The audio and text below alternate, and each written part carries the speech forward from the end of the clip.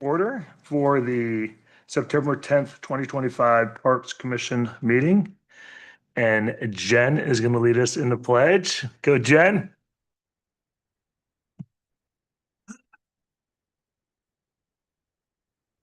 Allegiance to the flag of the United States of America and to the republic for which it stands, one nation, under God, indivisible, with liberty and justice for all. Okay, can we please have a roll call? Absolutely. Chair Breed, Present. Vice Chair Levy, Present. Commissioner Dorlick, Present. Commissioner Keeney is absent this evening, Commissioner Mitra, Present. Commissioner Osland, Present. Commissioner Shetty, Yeah. and we will swear the student commissioner in momentarily. Okay. Because that is the next item on the agenda is to swear in the student commissioner from Quarry Lane. So you get to go down the front.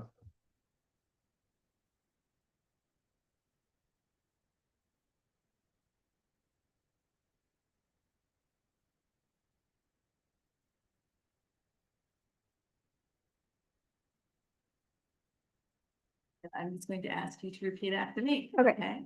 I state your name, I, Varsha Janalagada, do solemnly swear do solemnly swear that I will support and defend that I will support and defend the Constitution of the United States the Constitution of the United States and the Constitution of the State of California and the Constitution of the State of California against all enemies, foreign and domestic, against all enemies, foreign and domestic, that I will bear true faith and allegiance that I will bear true faith and allegiance to the Constitution of the United States to the Constitution of the United and States the Constitution of the State of California, and the Constitution of the State of California, that I take this obligation freely that I take this obligation freely without any mental reservation without any mental reservation or purpose of evasion, or purpose of evasion, and that I will well and faithfully and that I will well and faithfully discharge the duties discharge the duties upon which I am about to enter. upon which I am about to enter.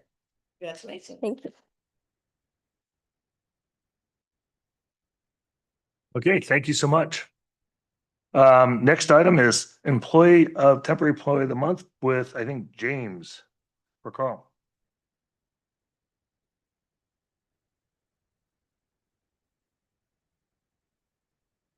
Good evening, commissioners. Good evening. Just wanted to say thank you for this opportunity to present the temporary employee of the month for the month of July, Carl Nelson. Carl Nelson is being recognized for his support during the summer concert series. But what Carl offers to our department and the city is far more than any one singular occurrence. Since joining our team in 2017, Carl has instantly increased all of our offerings, and his general commitment to excellence has really become renowned throughout the department and throughout the city. Carl is our primary staff member when it comes to training new building attendants and overall raises the quality of service to the city of San Ramon. I personally owe Carl a debt of gratitude for many times helping out with those late night shifts, those early morning shifts when we've had people call out. He has always been there to support. He is a huge team player, and I have had the honor to work with him for about almost a decade at this point. On the 4th of July, Carl was contacted after we had multiple staff members call out sick to work the kickoff of the summer concert series. Carl at the time was in Modesto on a cycling trip. He dropped what he was doing. His teammates needed him, and he came to the call. Immediately, Carl came into action, and the event was a huge success. Carl also was a huge, crucial, instrumental help with the grand opening for the Iron Horse pedestrian bridge. He helped with just about every logistical standing point, and it also made a huge help for the overall event.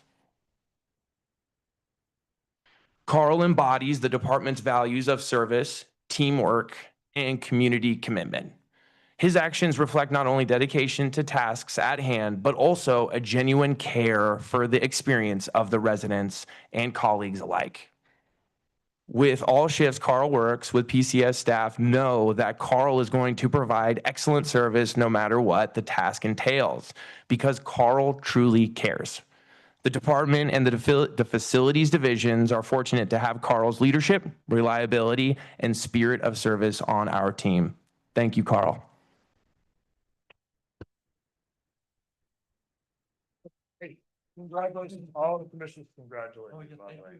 thank you. And here's a Thank good famous clap. Excellent. Thank you. That's great. We also have a certificate of appreciation for you, Very good. Thank you. which we will get signed perfectly for you. Okay. And now you can, do you want to get a picture and then say something? Oh, yeah, perfect. With, Everyone in.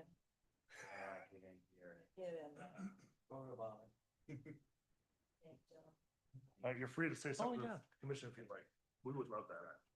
Yeah, I'm quite honored with the award. Very appreciative. Thank you, James. Yeah, for me, it was a choice on July 4th of Modesto or San Ramon.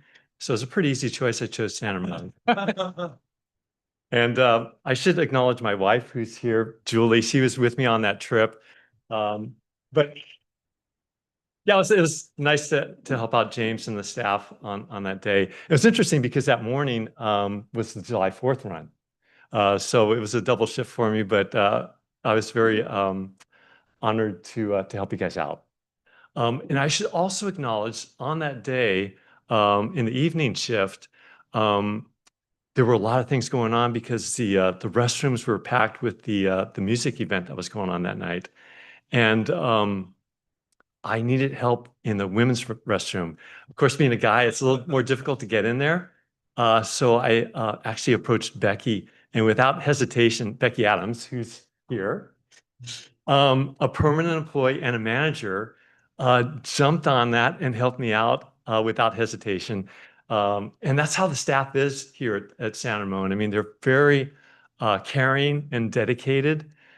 So it's great working with them on just everyday events, and also all these special events, the July 4th run, the Bah Humbug run, fashion shows, the bridge dedication, the park dedication at Sunrise Ridge. So these are all great events that I enjoy working with. So anyway, I'm very appreciative of the acknowledgement. So thank you. Yeah. Congratulations again. Thank you.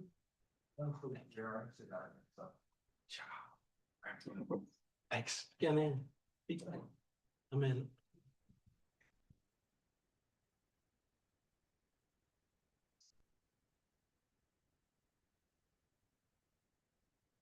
Alrighty, good evening, commissioners and members of the public. This evening, I have the pleasure of presenting to you the temporary employee of the month for the San Ramon Parks and Community Service Department for the month of August. Max is just another fine example of the young adults that we have in this community, a Cal High graduate studying art history at DVC with aspirations of working in education. Max didn't start in arts.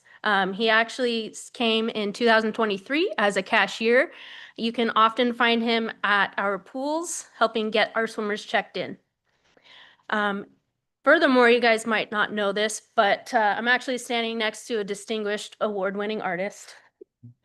Max most recently was an honorable mention award winner at Locals Only, which is our resident juried art exhibit that takes place in May at Doherty Station Community Arts Center. Max was actually also selected to be a participant in Convergence of Creativity, which is held each fall at Lindsay Dirks Brown is at large. So 16 and up, anybody in the region. We had people as far as Las Vegas last year, and Max participated in that. So, but really what Max is being recognized for today is his help with Jumpstarts Camp, which is our in-house youth arts camp. Max didn't start with arts this summer. I had a need because of his active participation in our arts community, I knew exactly who to go to when I needed assistance. So Max graciously popped in. He kept the room organized, he kept the camp on task, and he made connections with each camper. In particular, there was one camper that we discovered wasn't going to make the last day of camp due to a surgery. And obviously, a surgery can be scary for anyone, let alone a kid. Max, without me prompting them, took it upon himself to organize the staff to create a Get Better card. He had each of them sign it. He had me sign it. Furthermore, he went a little bit further and created an activity kit so that the kiddo could take some tchotchkes home to work on things while they recovered. So in a world where you can go 90%, Max went that extra 10, and I applaud and appreciate that. So congratulations, Max.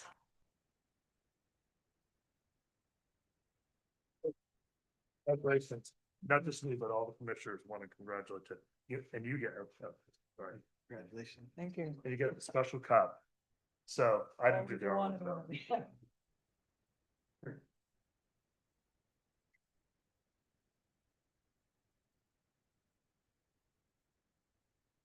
Thank you. Do you want to say something, Max? Okay. We will do that. Thank you so much for this opportunity. It's really great to be here. I found working at the arts camps really rewarding. And I think it's one of the reasons that I decided to go into education. Transfer season is coming soon. We'll see who wants me. But this was a really great opportunity and I'm really grateful. Thank you. Thank you. Okay, we are now going to open up to public comment, and I need to read about public comment. At this time, members of the public are encouraged to address the Parks and Community Service Commission on any item that's not already included in tonight's agenda. Comment should not exceed 3 minutes, please. During the public comment, members of the public are permitted to address the commission on items that are not on the agenda and are within the commission's jurisdiction. So tonight we have one public comment, and Kathy, you run the timer, right? I have the timer. All right. Ramesh, thank you so much for coming. You're up for public comment. I just want to make sure you get full time. So Kathy, let us know. Welcome, by the way. Thank you. Respected Commissioner, Go ahead. respected Commissioner and Commissioners and city staff. My name is Ramesh Shimadi, and I'm the youth chair for the San Ramon Cricket Association. And first of all, I want to congratulate Varshita. Congratulations for getting on as a student commissioner. It's a great opportunity to serve the community and good to see the youth serving the community and coming forward. And I'm here to share with you to say that we are proud we are celebrating the 10th annual anniversary this year. And particularly, I want to share some kind of key accomplishments SRCA youth achieved this year, and it would have been not possible because of the wonderful staff, Brad and his team, and Henry and his team for the wonderful infrastructure. So just to name a few accomplishments, SRCA youth won the U13 and U15 championship conducted by the USA Cricket throughout the Northern California. Right? And that is the second year in a row we had kind of did that. And this is the first year we send the team, U13 team, to the UK, and they won the championship from the Kings County Festival. And also we won the U11 championship that is hosted this Labor Day weekend. And very proud to say that 4 of the girls from SRCA youth went on to represent USA national team in the World Cup played this year at Malaysia. So, and 2 of the boys are going to represent USA from SRCA youth in the U19 World Cup this year in South Africa. So I want to say congratulations, and this is a huge accomplishment for a 10-year-old organization, and it is not possible without the infrastructure and the maintenance your staff is providing. Right? I want to say thank you to the leadership team for last 10 years. It's huge accomplishment. As I said, this is the 10th year we are celebrating. And just to reflect on ourselves, we had only 35 youth in the whole Tri-Valley playing cricket in last 10 years back. And we had only one cricket ground in the whole Tri-Valley dedicated for the youth, which is Windermere Ranch Middle School, right? And fast forward 10 years, of the youth playing in the Northern California USA Cricket League are from the Tri-Valley. So we all need to be very proud what we did and how much cricket has grown over the 10 years exponentially, right? And with this kind of a growth, we always have a growing pains, which is the infrastructure, right? And now with so much of academies coming in, we have a lot of academies coming in, and everybody will be fighting for the infrastructure. And I want to make sure we have the right policies to distribute the field and giving a priority to the people we are here serving for 10 years. Thanks a lot, and I appreciate the opportunity. Thank you. Thank you so much. We appreciate it. Okay. Approval of the minutes. So hopefully everyone had a chance to read the minutes in the packet. We will try to use the screens. So if anyone want to move to approve the minutes, that would be great. Oh, I actually had a minor correction. that I Oh, wanna there we note. go. I'm so sorry. No, it's all right. It's on packet page 6, under item 7.1 at the very bottom. Commissioner Dorlick's name was misspelled there and only there. So I just want to note that. Not to worry. You okay with that? So, all right, I'm shocked. I'm shocked and relieved. any other corrections? I'm so sorry, I should ask that. No? Okay, now anyone want to move to approve the minutes? Thank you. Sure. Go ahead. Go. You go ahead. No, I already said it. I already moved. Oh, okay. I second that. Second that. For sure. Thank you so much. So Commissioner Dorlick and Commissioner Mitra seconded. So any other conversation? Okay, let's move to approve or abstain or vote. Let's vote. Okay, everyone good, good, good. All right, motion approves. I need to say how many people. So that, Okay. yes. All right, I thought I double check. All right, motion approves. Thanks. Appreciate it. All right. We'll go into, let's see, approval of minutes, commission business. So the first one is the 7.1 is the commission workshop debrief by Henry. So let's make sure, I want to make sure everyone is on the same page. The objective of what we're being asked for, it's staff recommends that the Parks and Community Service Commission debrief the workshop, review the master plan, priority ideas, and provide comments. So we're looking for providing comments. So Director Pirzol, you're up. Good evening and good evening, Chair and Commissioners. So happy to be here for, I guess it's our first meeting of what might be many beyond the workshop that we had. Just wanted to bring this item for the Commission workshop debrief. Just an opportunity to get a little snapshot, maybe provide a little reflection. And as Chair Breed had mentioned, to if there's any comments, essentially, if there's something that was missing that we didn't capture from the workshop. And just a brief overview of the workshop. Again, we did meet on on August 22nd with the commission and some staff members, really looking at establishing and understanding what each other's roles are from the commission standpoint, looking at high level, lack of a better term for us, policy level things, whereas the staff, again, are the programmatic folks. With the commission always providing us the what per se of the thing. So what are we looking to do? The how then is the charge of the staff to kind of get those things done.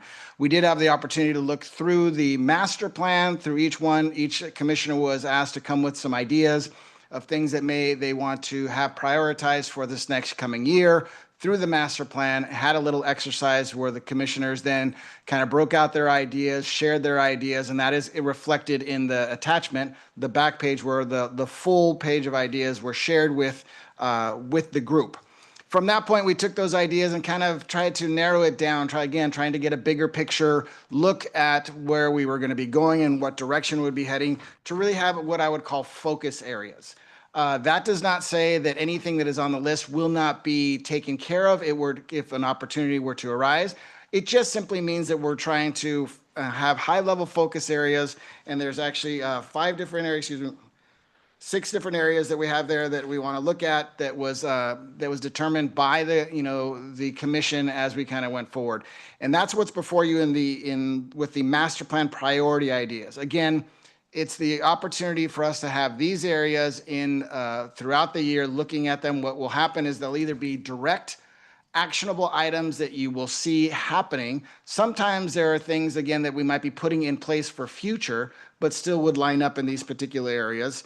So it really is both a now and a tomorrow focus that kind of goes through these. The intent as well is to go annually with this workshop, that we would look at these priorities once again, look at the master plan once again, see if they're the same, if we've made any progress. Speaking of progress, on a what I will call a monthly basis, one of the things you're going to see, and one of the things we discussed, is how is our story told? What is the information that comes back to the commission? Within, as you see on this particular agenda today, there's a director's report. That is new for your agenda. That director's report will be holding a couple different things. One, the monthly activity report, which we'll go through once that item comes up. But then also it's an opportunity for myself to give you an update, give the commission an update of these particular areas. And I will actually show that example tonight through that report to kind of say, here's some updates, here's what we think we're making some progress within these areas. Sometimes there will be no information for that particular area. That does not mean that there's not work being done. It's just there's nothing new at this moment that will be coming forth that might be notable for this particular meeting. So I just wanted to make sure that that was set the stage. And then also, because every time I know personally, and folks, we go through a workshop, we think it through, we have a good experience, and then we come back and we're like, oh, I wish I would have kind of shared that, or that would have been part of it. This is not intended to rework the workshop. It really is an opportunity for the commission to share their thoughts. Again, make sure that we have what was captured correctly, and if there's anything, any specific additions that the commission as a whole would like to make sure is included, that we're able to do that. So that is me just setting it up for your discussion, for your debrief, to be able to share and or add or clarify what is here tonight. Okay, at this time, we'll take questions from the commission, then we'll take public comment. So we're gonna take any questions from the commission in our first, and I would remind the commission to use your iPad. First question comes for Commissioner Shetty, sorry. That is by accident. What's that? Do you have any questions? No. Okay, Yeah, that's by. No, that was accident. what's that? She's saying that was accident. You can cancel. Oh, yeah, it's accent. Okay, cool. Okay, I'm learning the screen. It's awesome, right? Any other questions? All right. Any public comment at this time? Okay, does any commissioner like to comment for Director Perza on any comments from the commissioner? Just push your screen. Okay. Sure. Joe, I'm sorry, Commissioner Osler. I pushed the screen. I just want to thank Henry and the commissioners who came on the 22nd. I found that this was really a special time for us to be able to have a public meeting, but to actually discuss things openly and do some brainstorming together. We were missing just one commissioner, which was a shame, but life happens. So, but I felt like this was really great. And I wanted to thank you, Henry, and thank the staff who were there for this workshop. And I don't have any comments. I think everything was captured, what we talked about. So thank you. Thank you so much. Commissioner Mitra? Hey, Henry, first of all, congratulations. This is your first meeting. So as you said, it's going to be many, many meetings coming. So thank you and congrats. Although I could not attend because I'm a conflict, but I really missed it, that I missed the opportunity to meet you, as well as this kind of workshop is actually helps us focus. And I think this is a great initiatives. And what I'm going to do, I'm going to schedule something with you and sit down and kind of get some debrief what happened on that. Because although I missed it, I really missed it because I should have been there. I couldn't do it for my Swedish conflict. So, but I will sit down with you and go over it. Excellent. But really, thank you for initiating great initiatives to start with. Okay, I see no other comments. Oh, Commissioner Becerra? Thank you again for organizing. That was very informative, especially new commissioner like me in the beginning of the tenure. Get together with the team and have this overall strategy or overall picture. It was very, very useful. 3 hours well spent. And thank you for all the goodies and coffee as well. So. Yeah, I see no other comments. Hey, the only comment I may have, or I guess it's a question comment. I saw the 6 choices we have and I understand how they're gonna be communicated, but at the end of the year, it's gonna be kind of a roll-up of what work was done. So we have all these 6 done. Is there a way that we can say, okay, here's what we chose and here's the work that was done? So sort of a recap on each one? I don't know Yeah. if you're planning on doing that. I just thought about it as you're talking. No, about no, it. that makes sense. It is my intent that so when the next workshop begins, Yeah. when we review what happened, we'll be able to kind of give you give the commission an idea of what went through to each one of those areas. You know, what kind of progress was made, Okay. so that, again, you can make the decision on if that's still a priority, if there's more work to do, or if there's something else you want to add or extrapolate from that. So we will give you a rundown and what I would say, a synopsis of what went on throughout the year. And that's on top of, the monthly updates. Okay, great. I appreciate it. Thank you so much. And also thank you so much for leading the workshop and having us work in the muscle we haven't worked through. So thanks so much. Okay, no additional questions. So we will move on to the next topic, which is topic 7.2, summer camps. We're going to talk about summer camps. Jessica's going to present. The objective for us is staff recommends that Parks and Community Services receive the 2025 summer camp program review presentation, and they're looking for comments. Jessica's looking for comments. So, all right, you're up. Great. Oh.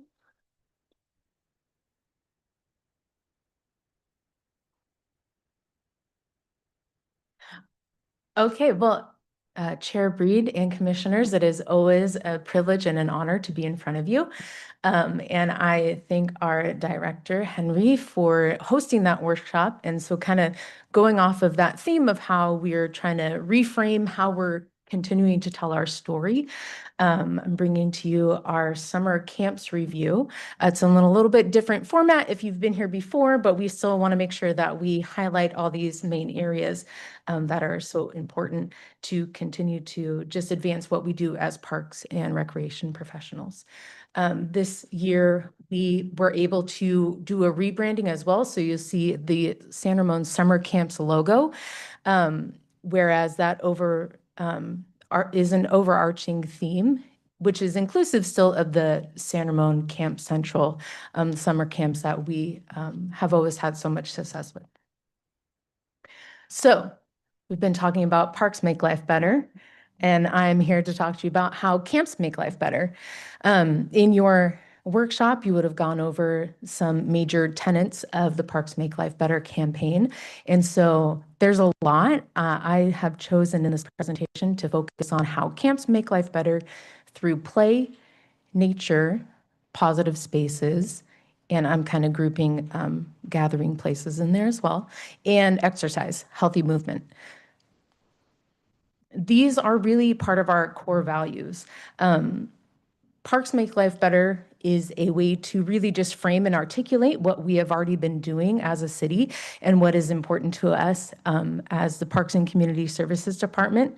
So you will see the inner core right there is, again, those key concepts of play, having those nature spaces available, creating positive and engaging spaces for our kids, and then also exercise, health and wellness. Those outer, the outer ring are some of our vision and mission goals as the Parks and Community Services Department. So again, these are things that we have already been doing. Camps are a great opportunity for recreational experiences, for building that quality of life and community image. And through the various types of camps offered, they span the range of fostering human development, health and wellness, and safety and security. And I will remind us that this year, June of this year, San Ramon was ranked #1. I don't know if you should have all received that email. I know I was excited when I saw that email, that through the U.S. Social Progress Imperative Map, San Ramon was ranked, and of the 6 top 10 cities in the U.S., 6 of them were located in California, and San Ramon is number 1. We also learned today at our staff service recognition event that we are also ranked as the number 1 suburb to raise a family in Contra Costa County, according to niche.com. And so really it's because of these things that we hold dear to us, creating recreational experiences for people, giving opportunities for human development, health, wellness, security, safety, and community image. So I want to talk about who we serve. Of course, we serve our residents, but we also serve those who live outside of San Ramon. Part of those are people who work here, bring their kids to our camps, but also people come and seek out recreational opportunities within our city because of what we provide and how we're offering. So these are some heat maps. The red dots are showing the span of registrations within San Ramon. So you can see we're really encapsulating north, south, east, west, all over San Ramon. Our residents are responding to the opportunity to engage in these different camps that we provide. And then the blue dots represent the greater Bay Area where people are coming from. Want to make sure that we do touch on some of our stats. And so some highlights, high overarching numbers from 2024. We brought these numbers to you last year. 5,402 registrations. So this includes participants doing multiple camps. So they're not, they are duplicated. They're not unique users. 3,508 participate in Camp Central. And so those are those opportunities that are all offered at San Ramon Community Center. They can come to extended care in the morning, do a camp, and then have noon extended care, and then have an afternoon camp. And then there's even service provided for extended care after that. And so lots of people still really enjoy that format and really use it because parents still have to work, even though kids are off for the whole summer. So we love providing that opportunity. And then also over 1,800, close to 1,900 participants, registrations, I should say, throughout our various locations that we offer camps, and revenue was at 1.2 million. So comparing that to this year, 2025, registrations still holding strong at close to 5,000, over 3,000 again for Camp Central, and close to that 1,800 mark for our camps that occur throughout the city and at some vendor locations. And then 1.19, so down a little bit, 0.5%, despite being down further in our overall registration. So showing that we're still offering high quality programs. We've, through various feedback sources, decided to cull some of the programs that we were offering to be able to offer more specifically what the community was looking for, high quality, and some very niche opportunities, and still kind of maintain close to that 1.2 million mark. Part of the way that we choose the camps that we're doing and offering is part of it is just as recreation professionals, staying on top of trends. We are a part of California Park and Recreation Society. We also have continuing educations and trainings through the National Recreation and Parks Association. We read up on those publications, and we try to stay on top of trends locally and then nationwide. We receive ongoing feedback from our participants as to what they're looking for, and it happens in various formats. So some of them are survey responses, but we definitely get information at check-in and check-out every single day that kids are being picked up or dropped off. And it may not always feel like a positive to us, but it is nice to know that our residents show that they know that their voice will be heard. So they're definitely not afraid to tell us what they think. And they feel that it's worth their time to share because they know that we take all of that information on board. And so that helps us, again, continue offering high quality programs, meeting the needs of the community. And through those different feedback loops, we understand that, you know, our campers that attend here also do participate in other more niche opportunities, you know, and we learn that, again, from parents or from campers themselves. I've overheard kids who we know come almost every single week, checking in the morning, and our staff are really great about knowing their campers, and they'll be like, "Oh, but I see you're not coming next week," and they're specifically going to like a specific cheer camp or band camp, or so those specialty kind of things and opportunities. So, we view our role in the community as providing access to equitable opportunities for recreational activities, but not to necessarily be the sole provider of every opportunity or maybe what they're looking for. We want to be dedicated to that cost recovery mark, and as well as balancing that with being equitable and being accessible. This camp offerings by locations map, I just thought was a fun opportunity to show some of the other different types of offerings that we have throughout the city. Again, you can see Central Park is highlighted and maintains a lot of our camps that we have going on, but we also had preschool camps happening at the farm, and we had Nature Day Camp that was stationed at Amador Rancho, but then also took a field trip day down to Crow Canyon Gardens and got people exposure there. We had Headwaters Field Biology Camp, which has been a huge success. Of course, we have our aquatics and tennis programs that are hugely successful and popular. Junior lifeguards, you name it, we're offering a lot. And this map kind of shows, we're also trying to meet people where their needs are for recreation, but also if it's easier for someone to drop off closer to home and they have the ability to do that, that's great. Camp Central as a format is still a burgeoning and very popular option just because it is that full day option. So we try to span the gambit of everything possible. And so now I wanted to dive a little bit deeper into some of these catch for buzzwords that we use for Parks Make Life Better. So play really encompasses so many things, and a lot of these words have overlap, and so you'll see, I may be repeating some things, but it really is about framing and articulating what we do. There's not one single dry cut way to present what we do. So this word cloud is a conglomeration of all the hundreds of camps that we offer.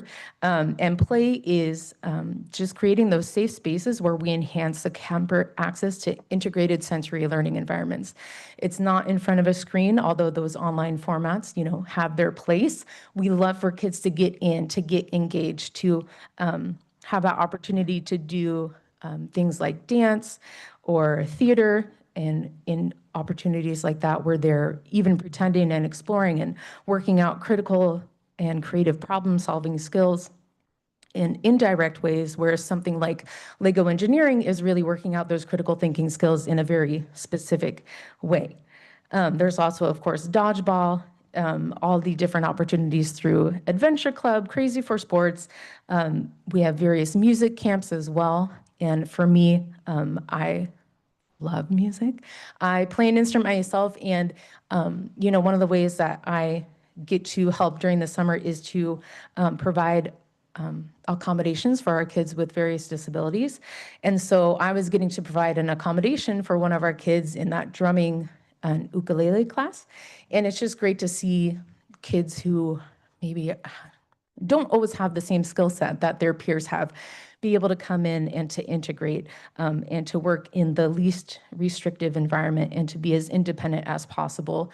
And it's really cool to be able to see them grow throughout the week, coming in nervous, shy, unable to sit down and attend to a task, and then get really comfortable. And we have great staff and great instructors that make it all possible. And then their peers get involved too. So there's really just this whole interplay of community. And again, that community image, that space making, that place making, that play. And so we advertise that information too. Anytime someone registers, they're able to indicate if they have a need. I reach back out to them, make sure that they're accommodated in our camps, because we want everyone to be able to play together. And, we do that through, outside of our guide, social media channels, email blasts, tabling at various camp events, opportunities for open house nights. But word of mouth is probably our best marketing that we have. So after play, we have nature. And into this, we have grouped not just our nature specific camps, but all those opportunities that our kids have to get outside. You know, we spend a lot of time inside, and opportunities to be in nature in a variety of ways through our nature camps, adventure clubs, a lot of our sports camps. It enhances our overall attitude, ability for kids to self-regulate. So summer camp, again, is a great time for kids that maybe have a hard time attending in the classroom. Get out, learn, explore, play outside in the fresh air and the sunshine. It develops those locomotive and physical play sensory integration, and we're teaching kids. So a lot of times, you know, the work that we do in parks and community services, it really is serious work. Play is serious work. And it has been, I think, kind of a pendulum swing in our society where, you know, that used to be the norm. And then it was real heavy on like, nope, we got to get everyone trained up and inside and on the computers. And these are all great skills, but I think we're coming back to more of a place of balance. Our increase in outside and nature offerings really has come from what we've been told by the public through our master plan process as well. And so all of these things tied together, they want to see more of these opportunities. As I mentioned before, you know, the nature camp, field biology, of course, our outdoor sports. And then even there were opportunities this summer for our kids at Adventure Club. They took a day to walk to Lake Annabelle, get some more exercise and outdoor access and playing in nature and different types of learning and exploring. Positive spaces, and within this also gathering places. You know, in every age, and especially now, kids really need physical spaces where they feel safe to explore and grow. And, you know, those online platforms, again, have been necessary and are good in some instances, but we really believe in Parks and Recreation that being outside, having safe physical places to go to is paramount in human development. So we're also ingraining that these places that they may pass by daily in the city, you know, that becomes a memory for them, that they're not just driving through the town with their parents, but that it's a place where it's safe to come and learn and grow and, you know, be excited about coming back to the city. And maybe they go off to college and they, you know, come back and start their families here. We hear these stories, and that's why what we do is so important. And, you know, these gathering and socializing learning places, you know, free time is really important within this concept as well. And so while there's a great component that is programmed, it's important to have structure. It's also really important to have that free time. And so Studio 925 and our other teen camps provide that. Adventure Club really provides dedicated time to just free play. And then, of course, extended care opportunities in Camp Central, and every single snack and lunch break during our camps that occur throughout the city are opportunities where kids are having a little bit of free play, free time, learning how to do relationships and learn new things and make friends. And so, you know, just with how overprogrammed kids can be these days, it's important to be providing these opportunities. And then our last item, at least for tonight, is exercise, just movement, healthy movement. You know, there's lots of opportunities, I think, maybe more so for the adults in the room to come into your job and have, you know, lots of screen time and seated time. And so especially for kids, it's really important to be integrating these opportunities for healthy movement. And so exercise isn't just that, you know, a dedicated sport, but it's those opportunities, kind of like I had mentioned, Adventure Club takes a walk now to go and play at Lake Annabelle. Our Teen Center camp, Studio 925, has walked for a field trip to the movies. And then they go to the pool twice a week, and that's on top of other free play time out in the park on the blacktops, playing different various games. This element of play, again, which is kind of all-encompassing, makes it more fun and engaging. And of course, we have your standard sports camps. So we have our flag football and tennis, swimming, diving, scuba, dodgeball, Nerf camps. And it's also a part of learning how to win and lose graciously. So in all of what we do in Parks and Community Services, in providing these camps and these different opportunities, is really developing lifelong skills required for living in community.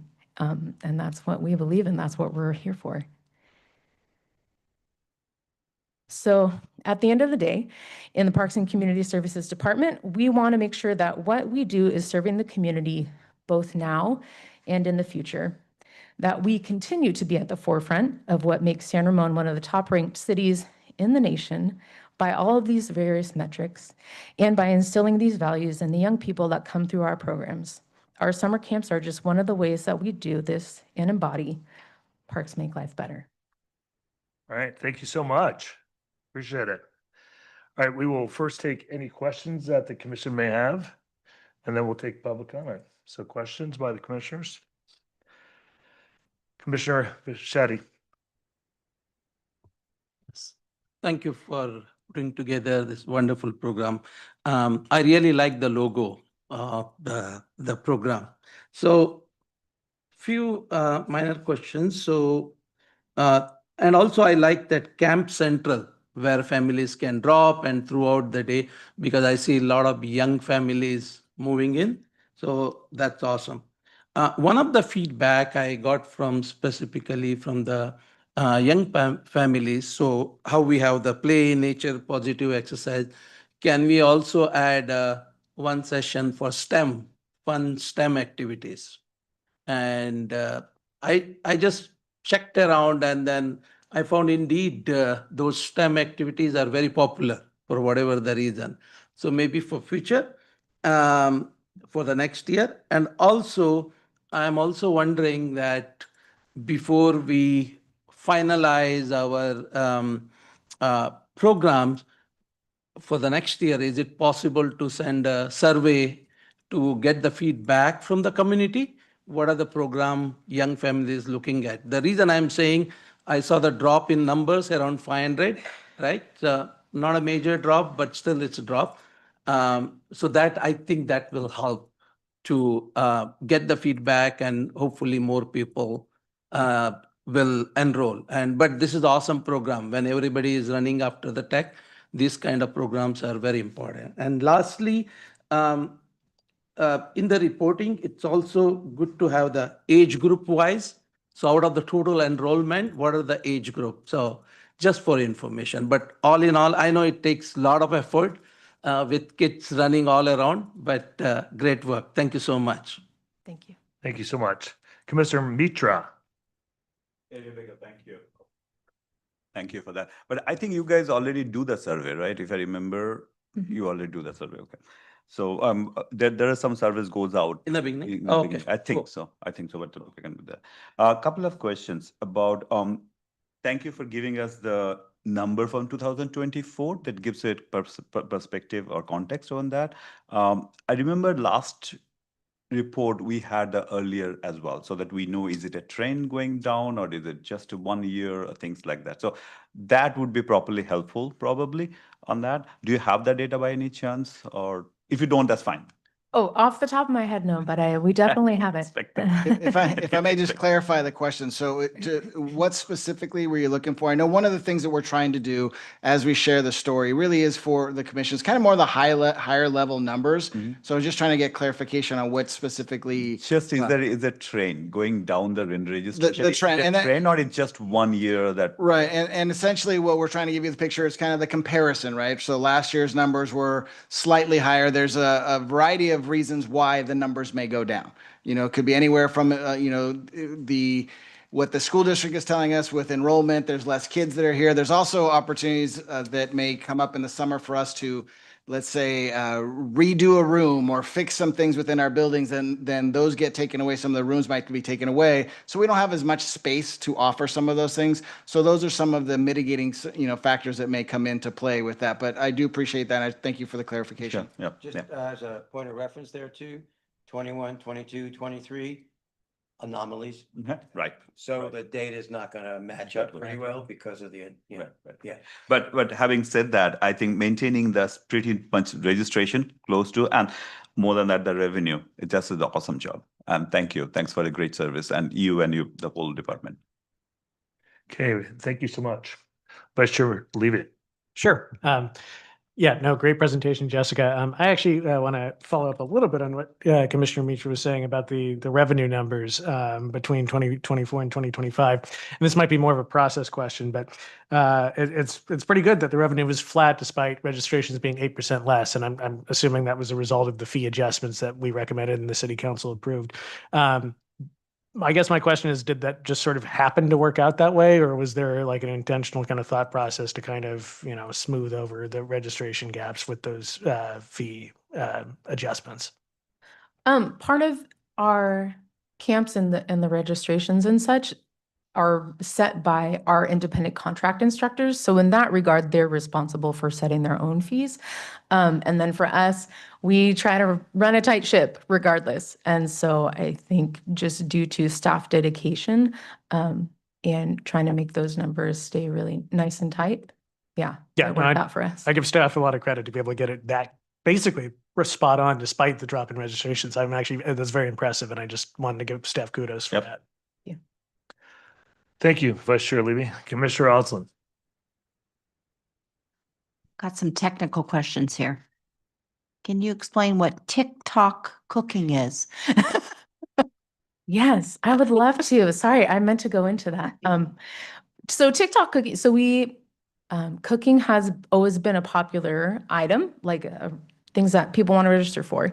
And then we had to kind of work through and find a new instructor. This new instructor, fantastic, great idea. So TikTok cooking, the instructor took the top trending TikTok recipes, you know, on TikTok that are going viral on TikTok, and they made a class about it. And they did those top trending recipes. Hey, you saw this on TikTok, you can do it in real life. Awesome. Yeah. Awesome. So creative. Okay, another one. Yeah. DIY, do it yourself, right? Uh-huh. Spa. Okay, so also our cooking instructor Oh, actually took time to teach the kids how they made little bath bombs and bath salts and all kinds of Oh. spa items. Yeah, fun. Okay, last one. great. Slimetopia. Oh, let me tell you about slime. It's popular. It's here. You know, I think when I was a kid, what did we called it? GAC? Anyone? Nickelodeon GAC? And then anyway, so slime is a slimy substance, a goopy thing that kids love to play with, but it's make your own. And so it can be different colors. You can put glitter in it. You can put other sensory tactile things in there. So yeah, very popular. Fun. Thanks, Jessica. You're welcome. Okay, no other questions? No shocker, I have a couple questions. So, Okay. though you answered majority I sent in, so I appreciate it. Hey, from a budget standpoint, do we break even? I mean, as Oh, we we take, yeah, I'm still on. We meet our cost recovery goals. Yes. so we meet 50% cost recovery goals. Okay. And then do we also ask, like, there's a lot of camps or services within the community. Do we try and tie in with the community at all to help them offer or bring them in to maybe do a camp? Definitely, if we have someone looking to be an instructor and it's a duplicate of what we have, we try to find a way to make it work, or we let them know, you know, we're already offering this. If you want to come on board as an instructor, that might be a better avenue for you. But in terms of what we offer as a city, we just try to stay up on top of trends and to not be duplicating what's already happening in the public. That way we're not competing for those items, and that we know that if we're offering something a little bit different or more niche, we'll probably have a better trend towards registration. Okay, I just have an idea. And then the last question I have is, how can the commission, I just thought of this on the top of my head. So how can we help you? Is there anything that commission can help with? If I may on that one, first, let me just address the last one too. We're, as Parks and Rec professionals, we are always looking for the next and new and trends, as Jessica kind of pointed out to us. But looking at working with the community, absolutely. As we discussed at the workshop, we're either going to Good. provide it ourselves, facilitate it happening or partner with someone to happen. So any chance we get, and I've seen this across the board with all Parks and Rec professionals, if you see something good, you want to bring it in-house, right? So we're going to try and bring somebody in, and if they're doing it well, then we're going to allow them to do it well as well, as well. So it really just depends. So those conversations are always happening. We're always looking to see what is the best way to serve the community with a particular thing. But the best way you can help us is one, take a program. So come on out, participate in the programs, and also just, share the information that you get and that you gather with, from our staff right now. Help us tell the story of Parks and Recreation, how we truly make, lives better. And I think through two ways. One, your personal experiences, and two, inviting people to the party, essentially. So I think that's the biggest help that we can get from all of you. Okay. And you nailed my comment, so I won't have to comment what Henry just said about the commission, so I appreciate it. Or if you had a program that you want to run, like that? if you wanted to do a camp.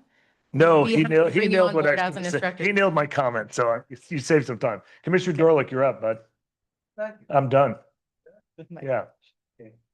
So I'm looking at the 200 non-residents, Yes. and then I'm looking at the map. So Mhm. does it correspond with residents who, non-residents who work in San Ramon? Do we do any kind of correlation there? Because I see we got people on the peninsula, we got people almost in Modesto. Yeah. So is it that they work here and bring their children here and then, go back home, or is there any correlation we look at with it? We haven't looked at each individual listing, but we do know that staff live in those areas and are likely registering their children, bringing them. So those Yeah, are, I meant people who work in San Ramon. yeah, that's what that's what I mean. Yes, the answer is yes. Yeah, the answer The is answer is yes. Kind of correlate that a lot of non-residents are, city staff. Yeah, either working here or working in the city. So in some capacity, yeah, sometimes they're come like, let's just take the, Chevron when they were big, some bigger, that they had when they came in, they had their kids, they're here all day. Let's bring our kids and let's bring them to the camps because it's easier. So. Oh, okay. I didn't know if we had any, and if we, actually, market to those companies that, okay. No, this is great, because when I was a kid, my parents just shipped me off to the Catskills for a month of summer, so. Being able to stay in your city and with your friends and stuff like that is great. Thank you so much, Commissioner Dorlick. Commissioner Shetty, do you have another question? Or are you good? No. Okay, awesome. Yeah, Okay, sorry. Kathy, any public comment? Thank you so much. All right, commissioner comments. Any commissioner comments? Okay, nothing. I have one last comment. So first of all, I dig the logo. I don't know if I could say it like that, but I think the logo is really cool, and I like the rebranding of it. So nice job on that. I thought that was really good. And then the only reason I asked my question, though Henry built on where I was headed, is also we have all these user groups, and how do we tie in? We talk about the community. How do we tie? Is there a camp that we want to offer that we can tap into our user group, right? How do we try and use every resource we possibly can? It's just a thought. And then I guess that is, the other thing is what I think might help from a report standpoint is Commissioner, Director Perez-O'Neill, but can we tie school enrollment? So if school enrollment's going down, we would explain a lot of the numbers as we go through. It just might be a suggestion next time we take a look at, hey, here's what's going on outside. Might explain why our numbers are down or whatever. So, because I knew that was one of the drivers of the numbers. Good job. And I, with Vice Chair Levy, I think pretty amazed that your revenue was very similar. So I thought that was really interesting. So nice job. Thank you so much for your report. Yeah, thank you. And I think you were off the hot seat. So Okay, thank good. you so much. Appreciate it. Chair, I have a question. Oh, hang on. Just- Commissioner Mitra has some. No, comments. It's the Colombo Just- technique. It is a Columbo technique. Yeah. Sorry about No, that, I understood Jessica. that. I'm just taking it here. You're up. No, just one thing. Is there anything that we learned from that? Because we had 5,000 participants, right? So there are a lot of their kids there or their parents there. Anything that we said, oh, we can do that. Anything that we learned from here that you can remember? Oh, through To the participants, what they talk about. I mean, I'm pretty sure they will talk about, you know what, I want to have this kind of camp or this kind of.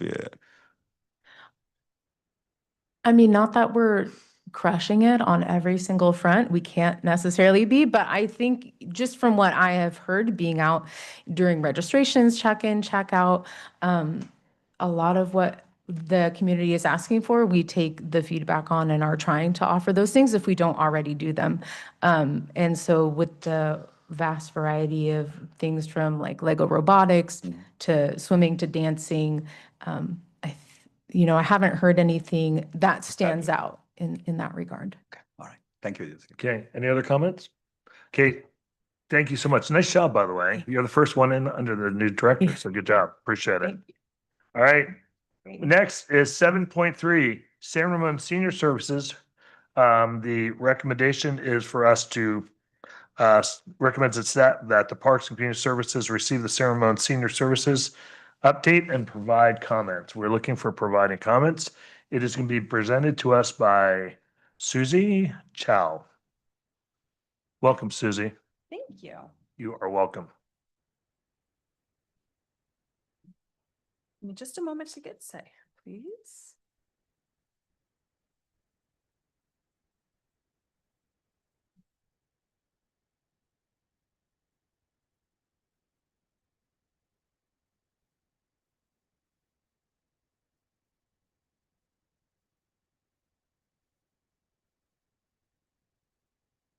It's not in there. All right. Thank you, Chairperson, fellow You're welcome. commissioners, and audience members. I'm excited to be here this evening to provide an update on senior services. It's National Senior Center Month, after all, during the month of September, and I'm highlighting the I like the ooze. And I'm highlighting the El Costa Senior and Community Center, which of course has served as a gathering space and a hub for seniors in the community for over 30 years. But it's not just the building itself, it's the volunteers, the seniors, the participants, and the programs that really bring it to life. I'd like to begin with highlighting one of our volunteers that shows the impact that people do make at the center. This is Rita Shu, and she began her long career working in recreation at a senior center in a local recreation department long ago. After retiring, to take care of an aging parent, she reached out to the center to help out, and Rita started volunteering at our front desk. She then started working as a nutrition program assistant, managing our lunch program one time a week, and she routinely volunteers to organize paperwork, assist with special events, and connect with seniors in our programs. Now, from her warm smile at the front desk or her helpful nature, her care and concern of the lunch participants, Rita's heart for seniors in our community shines through, and she has become a vibrant part of the El Costa Senior and Community Center. Rita didn't see herself as a senior when she volunteered to help, something that we see with other seniors, but she found ways to provide service. So this is just the story of one person, but there are many stories like this that comprise those that do support the center. The center has provided a vital, positive space for seniors to gather, socialize, volunteer, and participate in a range of programs and classes.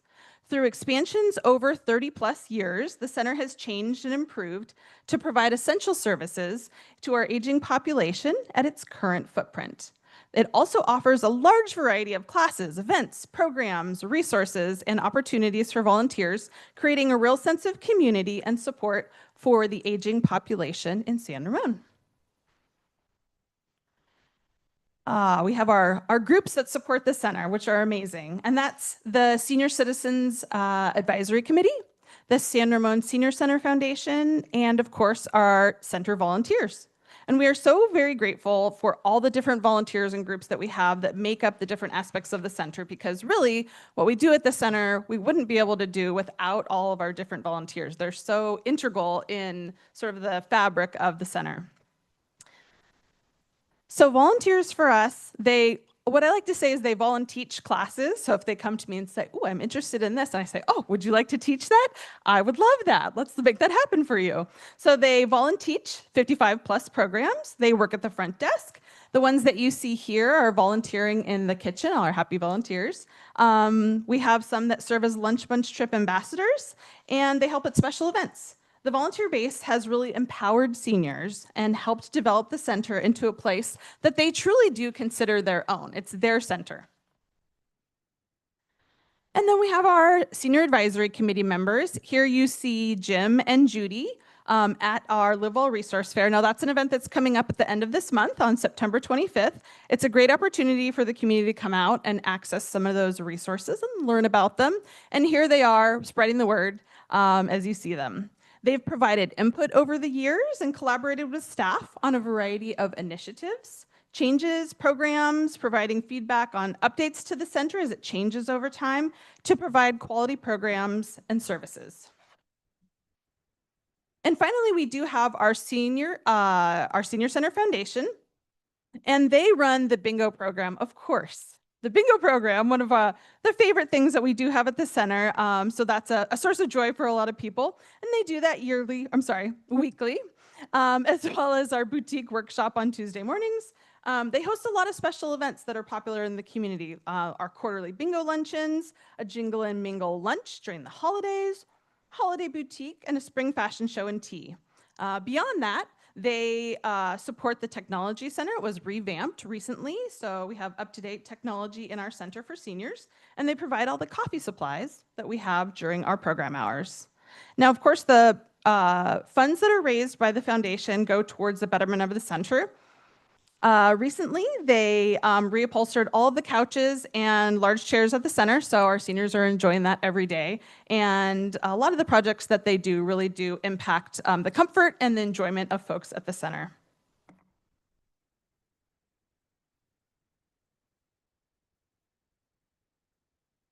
Now we're going to move on to some of our programs and services. Classes that you see at the center. At the center can include our senior self-defense class. Did anybody know we have a senior self-defense class? Okay, learning things. So this is our self-defense class and just one of our programs that we offer. We also have our essential services, and at the center, it's really a variety of different things. So anything from, just information on aging. What do I do? Where do I go? What am I looking for? So trying to provide that information for seniors. And that includes things like annual AARP tax aid help, stroke survivor support groups, blood pressure checks, intergenerational tech sessions with our teen council, positive public spaces for leisure time and building social connections together. We also provide a referral system for county services like transportation, housing, health insurance, and advocacy, otherwise known as HICAP, legal services, and our senior nutrition program. So it's really wide-ranging in terms of services. And the drop-in programs at the center are quite diverse as well. That includes diverse offerings, anything from fitness classes, arts, dance, cards, games, and even bocce ball in the park once a week. Daily drop-in programs are offered at the center Monday through Friday, and they don't require advanced registration. So it's really nice to come in and just drop into those classes. Very flexible. Julia, we see you sometimes. We love that you come in and take our classes. And they're so convenient. So it's really a great way that we encourage older adults to try a new activity. And that's usually one of the first ways that they come and enjoy the center is it's low risk and they come in and they'll just try a new activity and see how they like it. And I always say, you know what? There's not a lot of risk there. Just give it a try, see what you like, let us know, and try something new the next time if you'd like.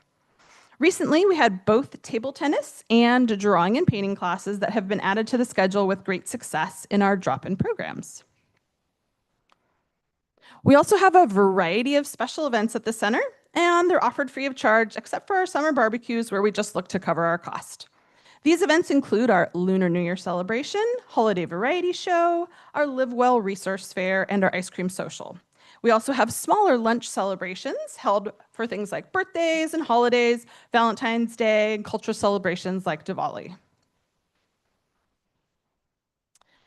So here you'll see some of our numbers over the past few years in terms of our drop-in programs, and staff have worked really hard to build back up these drop-in programs after the pandemic, and it's really been one program at a time, from instructors passing away to folks that used to teach 17 classes for us and said, you know what? This is a great opportunity for me to reset. I'm only going to teach 5 classes.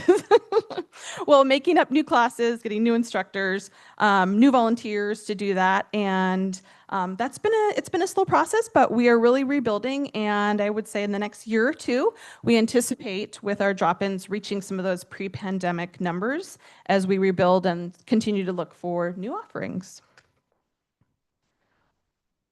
And then, of course, we have our registration classes, which makes up even more of our classes than before the pandemic. So those things include things like adult fitness. You'll see here, we have our adults taking a stretch in the bottom corner in the balance class. And then we have a large hula class. That's actually something that's grown in our center over the last few years. Our hula group, they enjoy performing at our different events. They can be found actually just grouping together and going out to lunch. So they've really made kind of their own sense of community and picking up additional practice time at our center. You'll also see Norma up at the top here with her art class, and they're showing off their oil pastels, which they probably haven't done since elementary school, but they're exploring a different art form and creating some beautiful art, as well as AJ and his dance class up here. And that represents some of our enrichment classes offered for ages 18 and up during the weekdays, evenings, and even in the weekends now. We'll see some of those kinds of classes. And then we'll see kind of an overall increase in those classes over time. So we're trending in a good direction there. And when we think about those registration classes, one of those is Shine Fitness. Has anybody heard of Shine Fitness? Well, if you haven't been to the senior center, you haven't heard Shine Fitness. They are high energy, they're age friendly, and they are a fitness class that really builds community among its participants. If somebody walks in the door, Julie's there. Hey, how you doing? It's so great to see you. How's your son doing? Okay, let's go get our headbands on, let's exercise. And they have such a good time. I mean, they are just like happiness exuded. I just love it. So they really focus on positive vibes, celebrations, and focus on fun, not perfection. So Shine has had a huge growth at our center, starting from 1 class to now 3 days a week. You can take Shine classes at the center. They like to perform at the Art and Wind Festival, at our holiday events, and recently they decided to go ahead and expand. So now they offer a weight training portion called Uplift. And there's not only one Uplift class now, but now we have 2 Uplift classes. So like I said, that community is growing, it's strong, and people are really enjoying those programs. This is also one of the first programs that offered a seasonal weekend workshop party. So as you see here, we have celebrations for Valentine's Day. Some of the ladies that are dressed up and they're enjoying a disco party there. So you can kind of see some of the different ways that they like to celebrate. And this class also bridges the ages. So we have ages from 35 or someone younger than myself, all the way up to 75. So it really bridges the years in terms of folks that are getting together to exercise and have fun. So it's something great that we see as people age and they're really just enjoying that. We also have our senior nutrition program, Cafe Costa, that's offered Monday through Friday, and lunch is served at 12 p.m. It is a congregate meal, as you see here, so seniors can meet together and make friends. That's a really important part of that program. And they get a hot, nutritious meal. It's supported by our volunteers. You can see Mo here in the background going around with extra food. And we often have presentations, music, or performers. So here you can see we have a middle schooler in the background playing the piano for folks at lunch. We also work with our partners. So we have lunch with law enforcement quarterly. They come in and it's a great opportunity for our seniors to ask questions about what's going on in the community and to be able to get informed about that. Every day, the seniors can choose a regular meal, a vegetarian meal, or a monthly rotating salad. And the vegetarian, this is all offered through the county, but folks were coming to us asking us, why didn't we have vegetarian meal options every single day? So we took that forth with the county and requested that. And actually, it was San Ramon that brought that forth with the county. So we do have a vegetarian meal. We have a vegetarian menu, offers a lot of different things. So that's different every day that we have as well. In terms of this program, we have seen a lot of growth since the pandemic. At this point in time, we're building up pretty strong, and we do anticipate building back up to pre-pandemic numbers in our senior nutrition program. So we've seen a lot of folks come back on days like a Tuesday where we have bingo following lunchtime. We'll have 59 participants for lunch. So it's a quite good number of folks getting together, having lunch, and it's building little by little, year by year. One of our essential services is our transportation services, and that includes our 2 vans, our 7-passenger and 16-passenger van. This is our 16-passenger van, and you see our trip ambassador Mimi in the background with some seniors ready to board the van and get whisked away on a fun lunch bunch trip. We do offer 24+ lunch bunch trips throughout the year to various locations throughout the Bay Area. So anything from Apple Hill to Carmel by the Sea, plenty of trips out to San Francisco, and new places to have lunch and have fun. Our drivers are contracted that drive our buses, and we offer van service to and from the Center for San Ramon residents. We do see that for seniors that do need the bus, that independence that they're able to get for themselves is very important. They're very thankful for it, and brings them to the center so that they can engage with others, they can have a hot, nutritious lunch, and I think that's really so important for those seniors that really do need that. In terms of our numbers for sorry, let me backtrack here. All right. Well, that finishes up our portion on transportation. We'll move along to National Senior Center Month. And of course, that recognizes the contributions of our senior centers in making a positive impact on older adults and the community. So it's September, it's Senior Center Month, and we are proudly highlighting the essential role that the Alcosta Senior and Community Center plays in being an age-friendly, specifically in fostering connection, enhancing the quality of life, supporting the well-being of older adults in our community. Here you'll see some of the highlights. We have 5 days of complimentary drop-in passes that you can try a new class. We have special events like our summer barbecue. We just had that happen last week, and that was a lot of fun. We have our Live Well Resource Fair coming up on the 25th of the month, lunchtime entertainment, walks, free presentations, and much more. So the community is invited to visit the center as we celebrate the month, and we want to encourage people to come discover a new program or service to enrich their life. I'd also like to invite each of you to come by the center and to try a new activity. And this goes not just for the commission, but to all older adults in our community. We want you to come out to the center, come enjoy something new, something you haven't done before.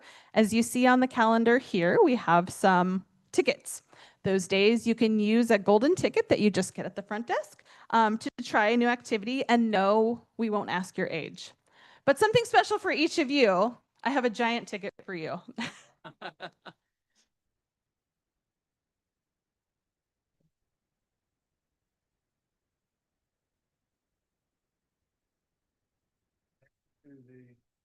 to see each and every one of you. Thank Like you. to see all of these redeemed. Even okay? Kyle? Thank you so much. Here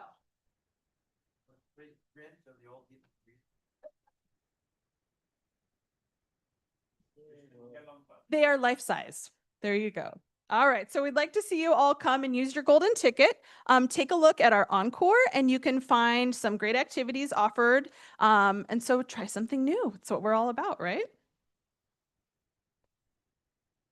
And you can find that drop-in schedule of activities in our Encore newsletter for August and September.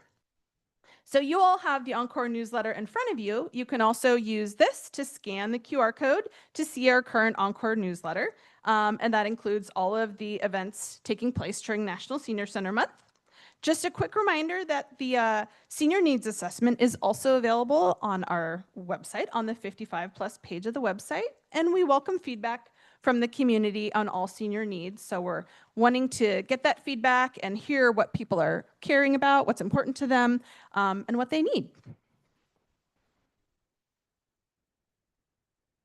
All right, the last portion here of the presentation is about the master plan goals.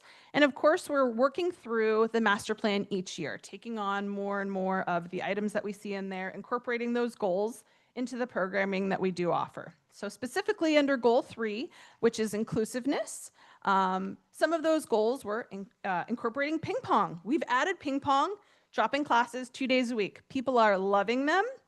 There's a ping pong pro there, and he is teaching people how to play their best ping pong, and they're getting a great workout. They're walking out drenched. They're having a lot of fun. So ping pong is happening at the senior center. Increased arts classes. We have senior arts like drop-in drawing and painting, which are taking place on a regular basis. That also includes increasing senior programs of wellness and sports. You'll see us offering yoga, balance classes, ping pong, and a stroke support group, all in that area. Programming for different ages and cultural segments include our lunch events, mahjong classes, singing in both Chinese and American or English, intergenerational teen tech days. And finally, in Goal 3, it addresses coordination of transportation with county entities. Now, we have our Go Standalone rideshare program that seniors can take advantage of. That also includes something simple like we now have a bus stop right outside our parking lot that folks can easily come to and then just walk right into the center. And our County Connection mobile lobby, which is where County Connection comes out to our center on at least a quarterly basis to be able to provide information and resources to seniors so that they can get connected with the transportation that works best for them. And then under Goal 4, that's our balancing quality and quantity. There we have our center renovations, and those were actually mainly completed during 2019. So a lot of those really have taken place already, but we recently, just in this last week, we recently received a new water bottle refill station, so you can get nice fresh water for your water bottle on either side of the center now. And that wraps up the presentation. So I'd like to open it for any questions that you may have at this time. Thank you, Susie. We will now take questions, and Commissioner Mitra. Oh, yeah, that's right. I thought what you, I am watching. So, and are there any additional questions? Okay. Any public? Oh, you have a question? Yeah. Go ahead. So, Sorry about that. thank you for the presentation. It was awesome. Specifically, I loved the calendar, the way it put together, like full month of program. Only thing I was hoping that we have a grand finale program, Jingle and Mingle, where we all can come and dance with seniors. So eventually we all get there, right? And the number 23,000 drop-in classes is pretty impressive. So thank you for doing that option because people want to try, right? They don't want to commit for long. So now I'm also tempted maybe one of the days. Yes. I think I want to clarify. I believe that that refers to the number of people that are taking the drop-in classes. If we had that many classes, I don't know what I would do with myself as the programmer. I might go a little crazy. But yes, we do have a large amount of folks coming in for the classes. So thank you for noting that. Thank you. Thank you, Commissioner Chetty. Hey, any other questions? Okay, I have a question.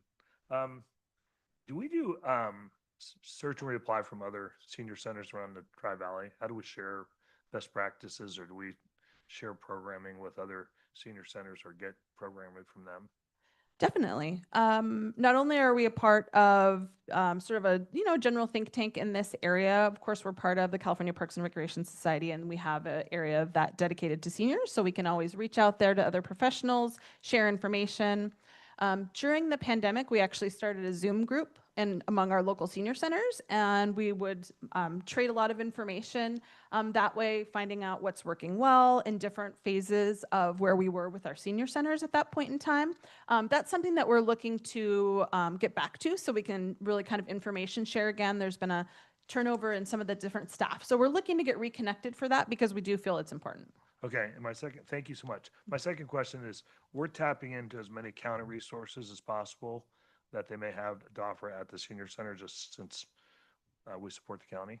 Definitely. We have a large supply of county resources, and we do have a mini guide available, and that really shows a lot of, so if somebody's looking for a resource, that's a place that we can look to direct people of what resources are available through the county, because really there's so many that are out on county level. Okay, thank you so much. Any additional, there's no other additional questions. Any public comment, Kathy? Okay, any commissioner comments, please? Any commissioner comments? I just love to thank you for the great service you, Susie, you, and the whole staff are doing. This is amazing that we are taking special care for our senior citizens, and this is how the whole community we build and support each other. So thank you for doing that. Thank you. Thank you, Commissioner Mitra. Commissioner Oswald? Well, I use the senior center and it is fabulous. As soon as you walk in the door, I mean, the door opens up for you. And then you walk in and the staff is always very welcoming. Hi, how are you? They know me by name. Hi, Julia. How are you doing today? I mean, it's a really lovely environment. I take a fitness class in the mornings and it's so fun. And, you know, so you guys see me in my workout outfit, no makeup, but it's just a, it's just a great way to start the day. And everyone's so friendly. Um, One thing I have learned recently is Dublin Senior Center offers a hiking group, which I've gotten involved in. It is run by, they have like a senior that is more of an administrator, and they have a list, and you sign up and you can meet at their senior center or at the destination for the hike. And they tell you, I mean, it can be 5 miles, it can be, you know, the elevation gain. So, I mean, there's a lot of very active seniors out there, and I would like to see us maybe think about doing that at our senior center. So I just can't say enough great things. The staff, Susie, Steve, everyone else that's there. It's a wonderful place to visit. So thank you for all you do. Thank you very much. And Julia, I believe that there is a volunteer position to lead hikes if you're so interested. I'll go with you, Julie. Are there any other?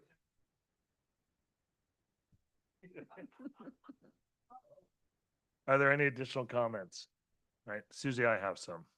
So, first of all, on the master plan, I love that you listed the master plan. You probably knew I'd say that. But I think it'd be great in the report if we could list what we're doing under the master plan, so that what the results we achieve, not, I know you communicated them with us, but if there's a third party that may read the report, then we're focused on achieving some of the goals in the master plan. So I think that would be super helpful, and that way we're showing the results of what we're doing. I'm super love the nutrition program. I just a sensitive spot for me, and I'm glad we do that, and I'm glad we're tying the county to go do that. And so thank you for doing that. And very excited for September 30th at noon, by the way. I think it's going to be a great event. For those who are not doing anything on September 30th at the senior center, check your calendars. Hey, the last thing is, I sent a note to Henry. I thought your report was really good. I know these take a lot to work, not a lot to do. And I asked a lot of questions. You covered everything I possibly could ever ask or want. So thank you so much for all the detail you did in the report. I thought it was really an excellent job. So that's the comments. Anything else? Okay, you were, what's that? Oh, there you are. Commissioner Dorlick would like a comment after I'm done. Sorry, go ahead, Commissioner Dorlick. No, I don't need the last word. I'm good. Thank you. I just wanted to thanks for the vegetarian deal. I think that's a major importance, especially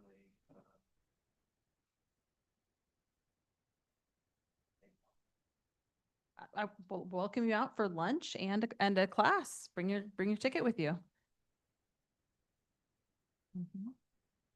You can borrow my ticket, Will, too. All right, I think that's all the comments there. Thank you so much for your presentation. I appreciate it. So have an amazing night. Thank you so much. Thank you. Okay, we are on to the director's report. So, Director, you're up. Good evening once again, and I have to say this is probably one of my favorite things to do because I really get to talk about our staff, talk about the programming that's going on. Again, I wanted to share that that this particular item is newer to the commission to have a director's report in formality, from my understanding.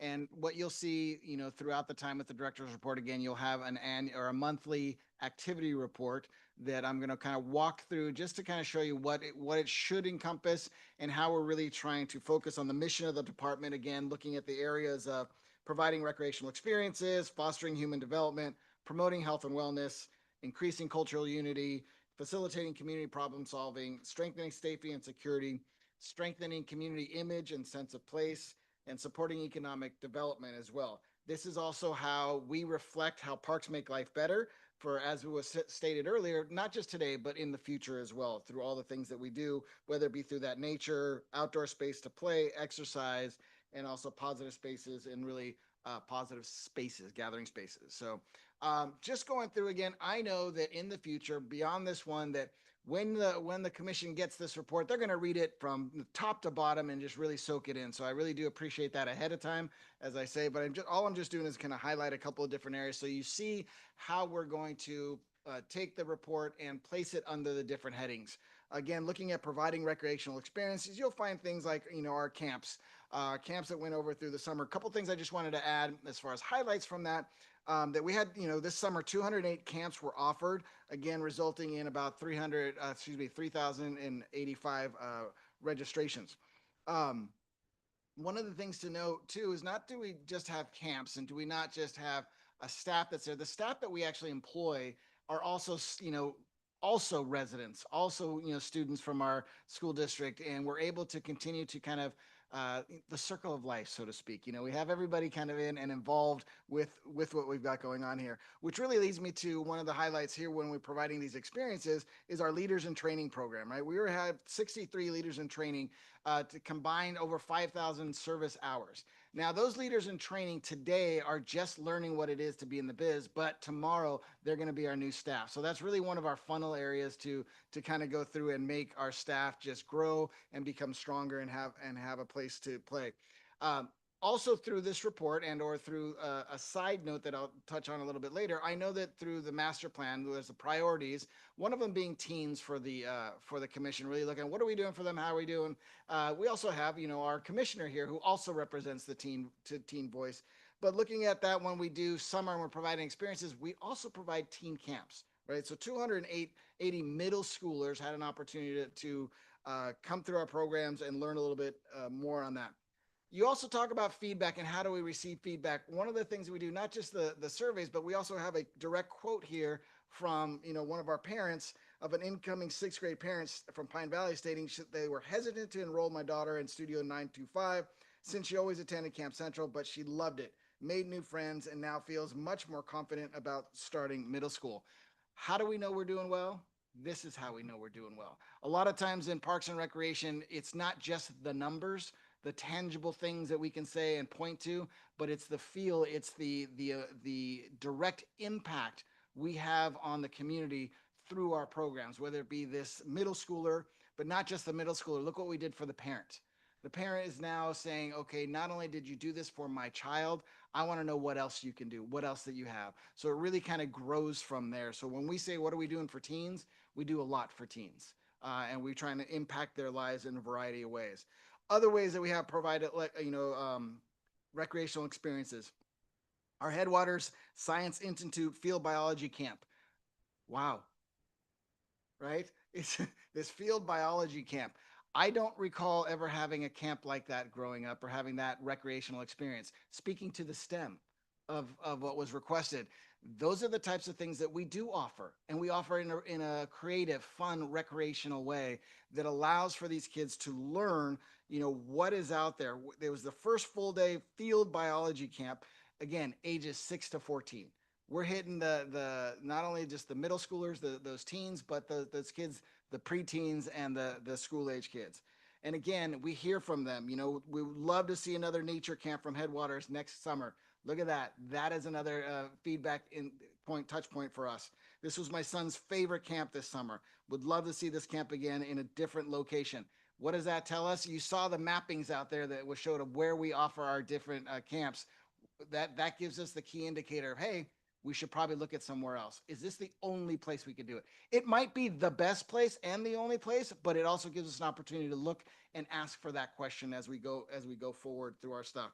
Again, recreational experiences, that lunch bunch trips there.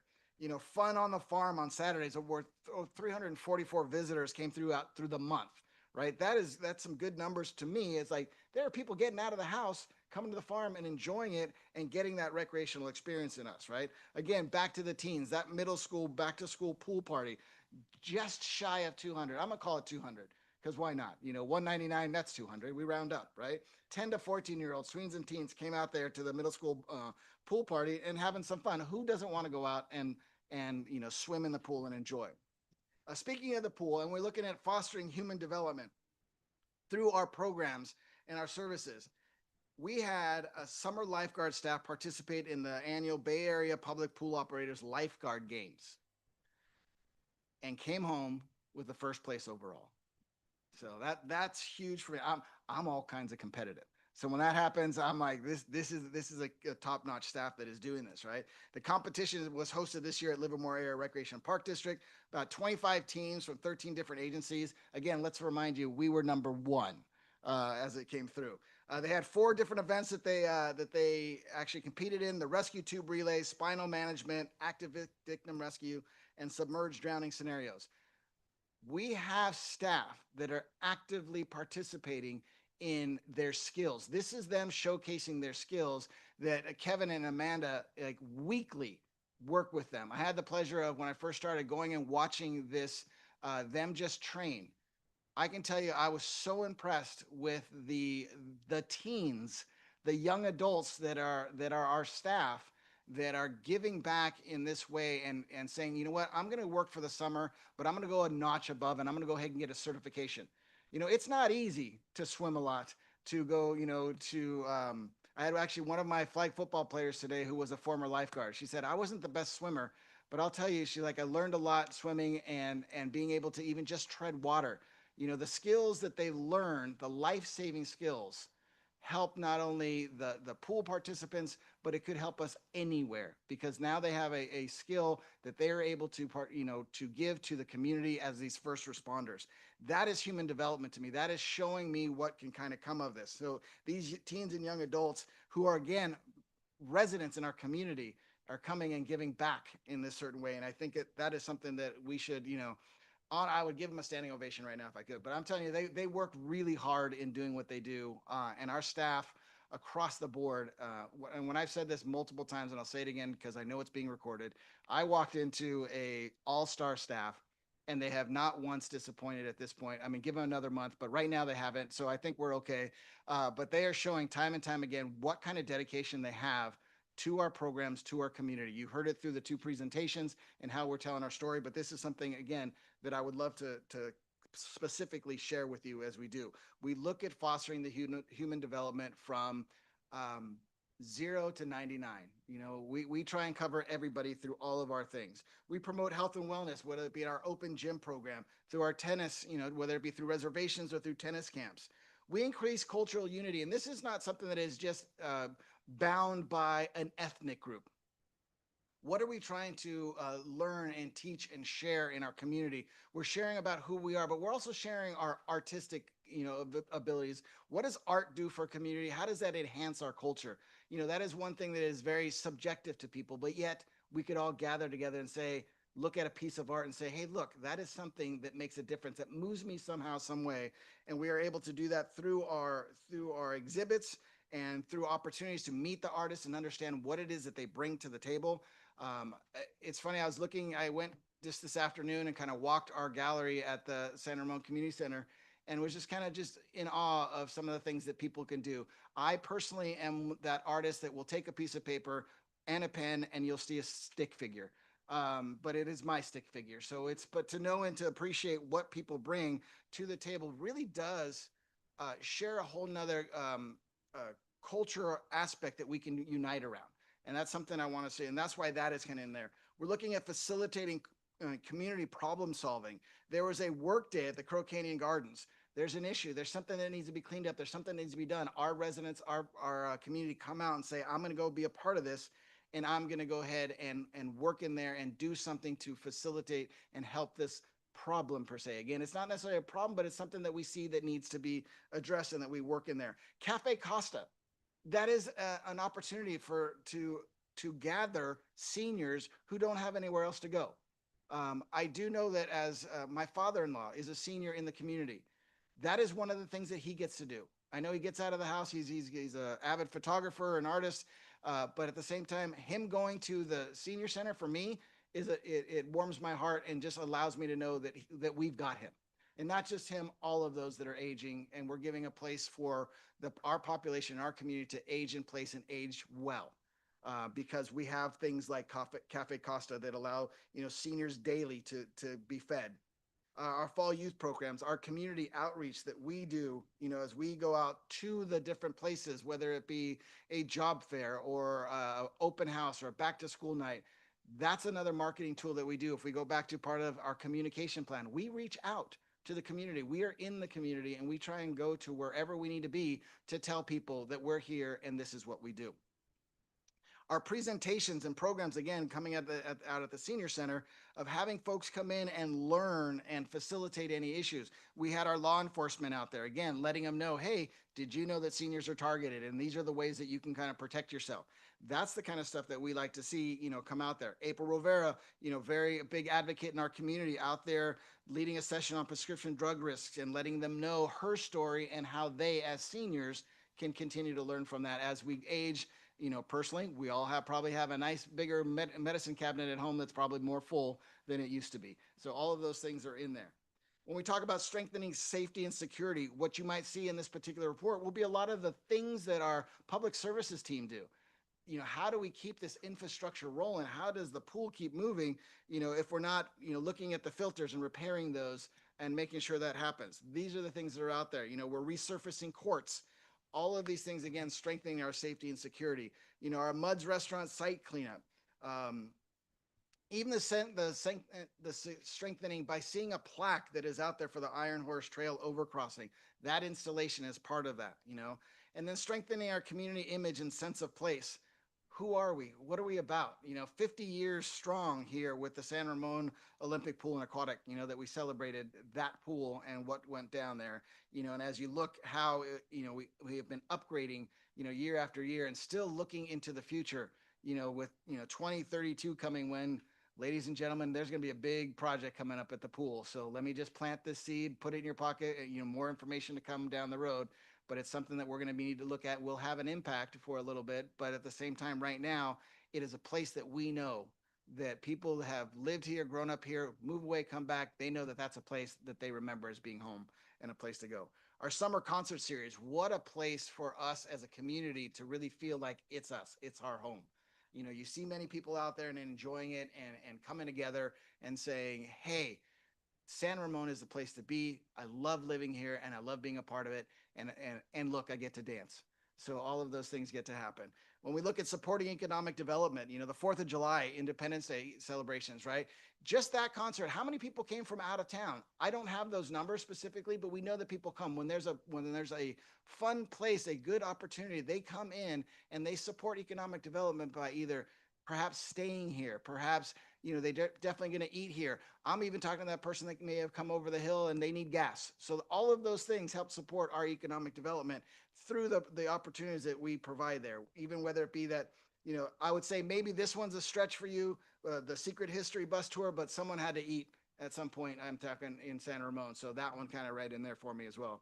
Then you're going to see another little item here, like the Parks Make Life Better. There's different things that may not fit directly in one of those categories. And throughout the time, you may see one of these categories drop off for that month because really there might be nothing that really fits in there. But I wanted to give you a good picture this go around so you see what you may see in the future. But again, Parks Make Life Better with the Coyote Crossing Park, had their 5th Parks Make Life Better event. Where they saw 19 dedicated volunteers really kind of take their time and help to spruce up our park's appearance. All of those things are happening. Again, that's coming up in another one coming up here at the end of the month at Arlington Park. Then there's these upcoming events section that we want to make sure that you're in and involved in. Tuesday the 16th, 5 o'clock, Doherty Station, Community Arts Center, come on by for that art summit. There's information. There's, look, a survey monkey right there. We're getting more feedback for you. So how those things kind of come to play, it's in there. And we want to know what it is that we can do through the art community. And then again, you'll see a couple of different things coming up for the month within there that I have. So that will be part of what you'll see. I won't go as in depth in the future with this, and I didn't go that in depth. I just wanted to give you that idea. But if there's a highlight that I need to highlight, it'll be there. And we will share our story with this report right there, with our monthly report. The other things looking at when we look at how to share the master plan priority ideas, the communication plan, telling our story. One of the ways, again, is through this report. How do we share that report out? You ask how you can help. You have it. You have a copy of it. This is something that you could also share with your friends. Did you know? Some of the information that is in there will allow us to give that, communication out there. Any outreach or interest to share, we will do that. You heard some of our marketing events that are going out and how we do this as well and how we get some information back. We'll share that through that. You talk about interconnectivity when really it was kind of a focus on paths and loops and what are we looking at in our different parks. But we also look at other opportunities when you give us the how, the what, we try and figure out what is the how. The how of this, could this potentially be the Trails Master Plan, where there's going to be 2 meetings scheduled starting tomorrow. We're at 2 to 3, the stakeholder meetings, again, where we're inviting folks from city staff, from agencies such as Danville, Dublin, East Bay Regional Parks, the county, Save Mount Diablo, again, them to just get an opportunity to review the preliminary goals that were developed through this process. And then there's a public meeting shortly thereafter. All of those who provided emails during the process or via online or were invited as well from our Open Space Committee members, they're going to get an opportunity to review the themes and emerge and see what came from the initial engagement. This commission will then have an opportunity to review that information at its next meeting. That's our plan, that in October, we'll bring it to you and share that information with you as well. You talk about teens. I shared a number of things. How do we activate these teams? How do we give them services and programs?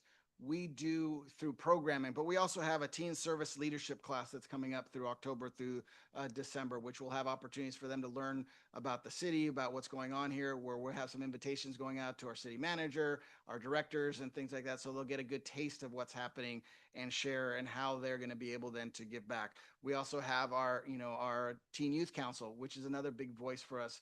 With our commissioner here as well, we hope to hear from them and hear what is going on, and vice versa, right? The information we share with her, perhaps that she will then be sharing it with the teens. So we'll keep them in the loop. Again, I understand that the way I'm describing it right now may not be the specific how that you might have been thinking about or that we talked about. This is just an opportunity for me to share. These are things just right off bat since our August 22nd meeting. These are things that kind of popped in my head that kind of fall into place with these.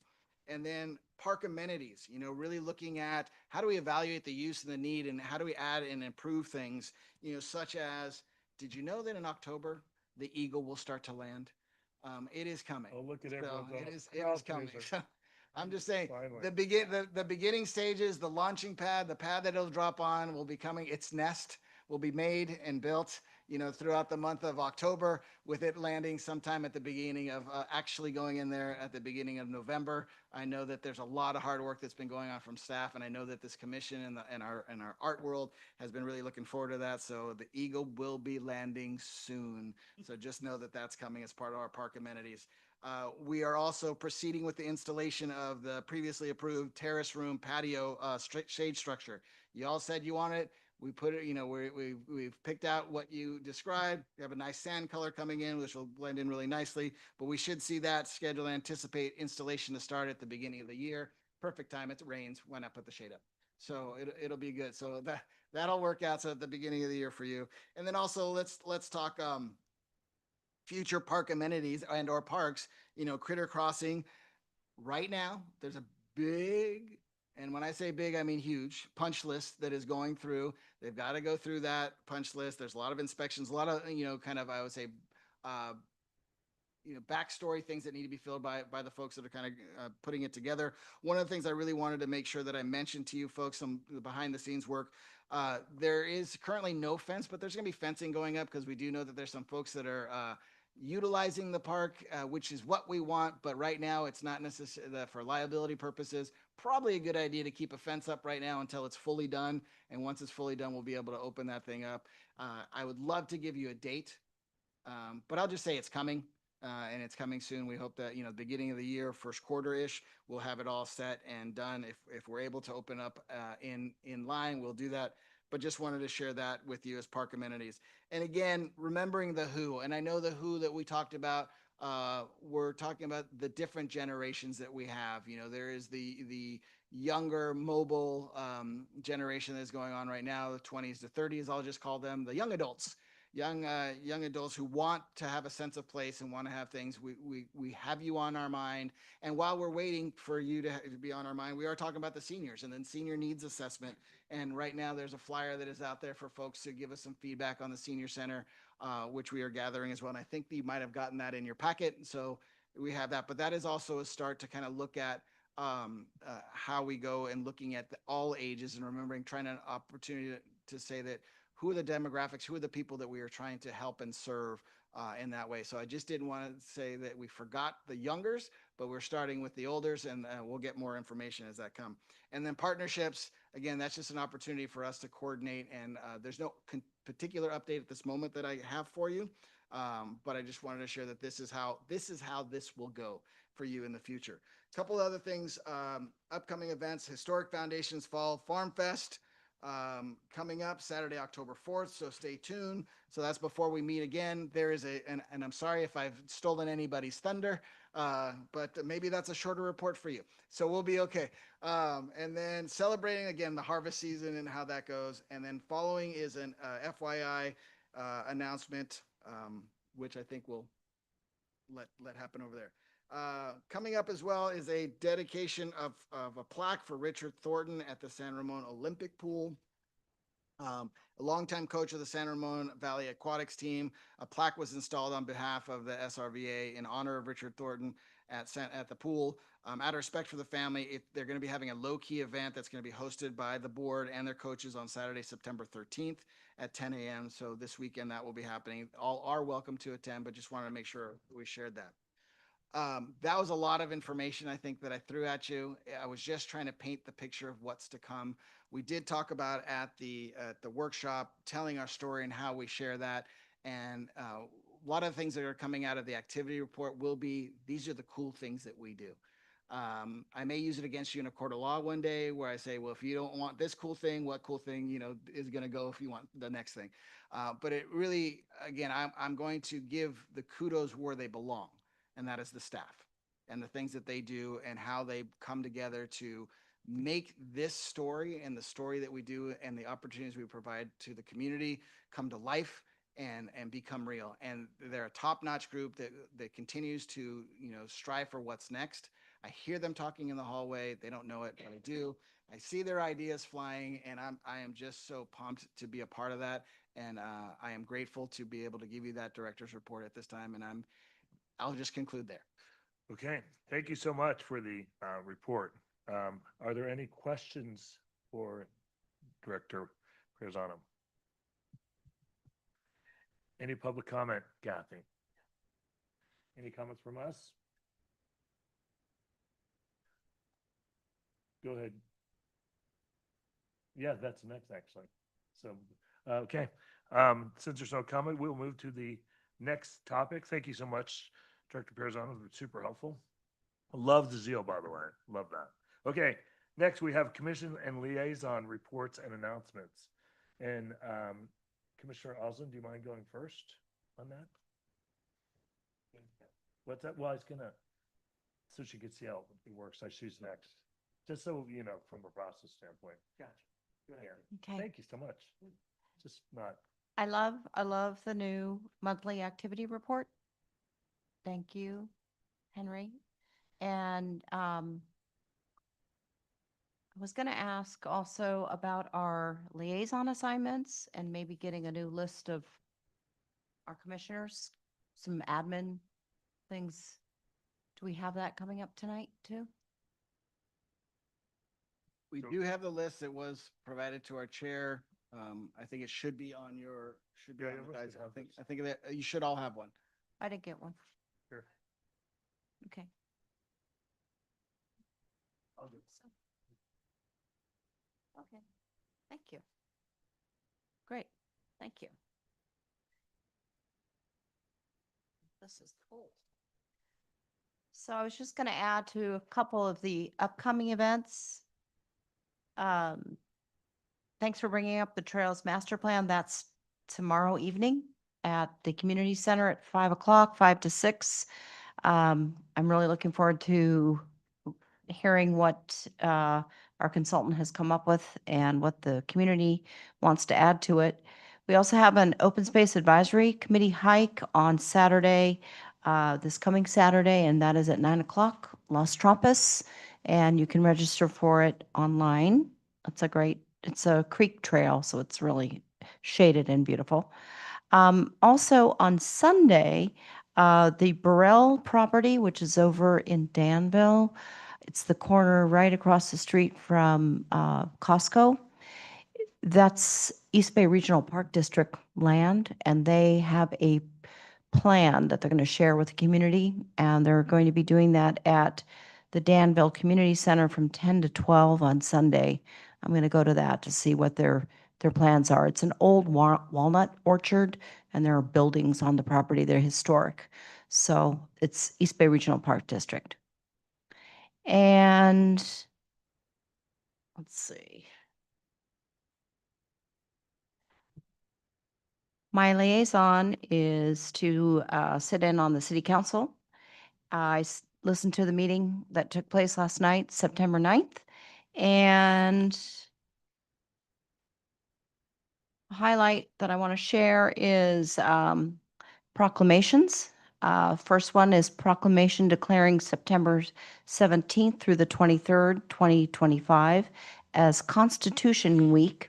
It was presented by the National Society Daughters of the American Revolution.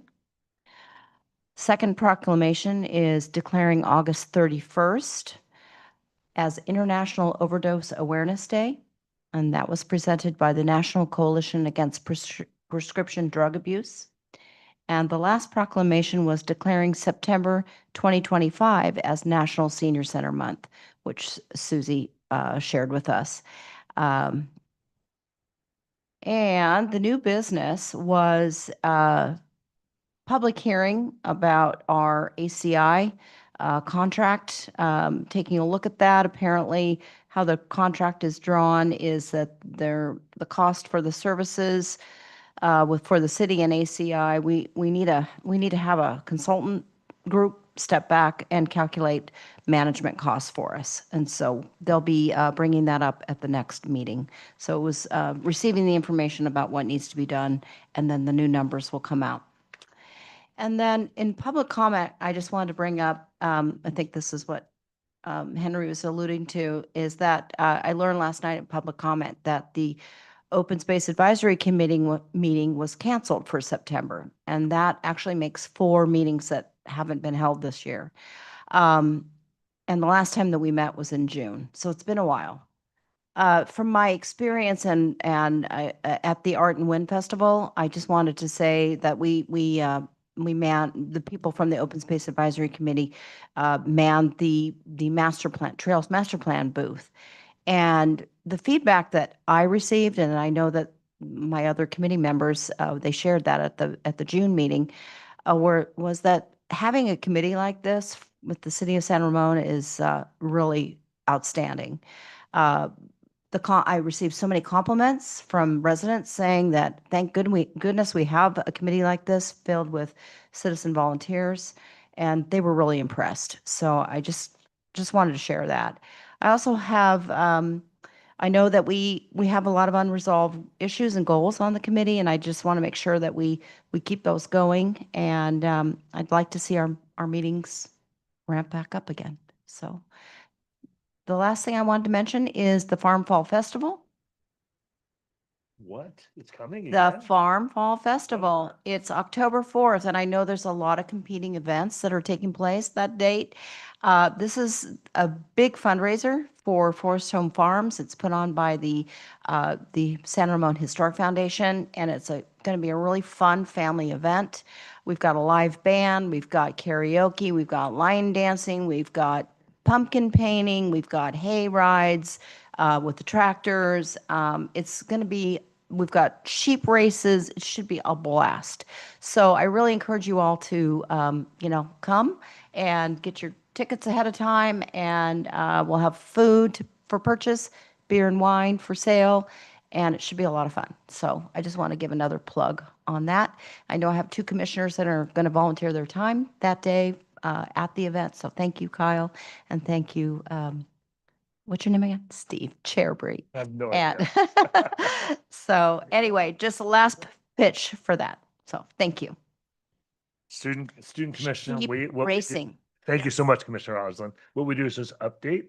So it'd be team council or any other committees you're on, and then anything that would be good for the community to hear. So that's kind of the process. I wanted Julia to role play. I should have said something earlier so you can understand how it works. So you are next.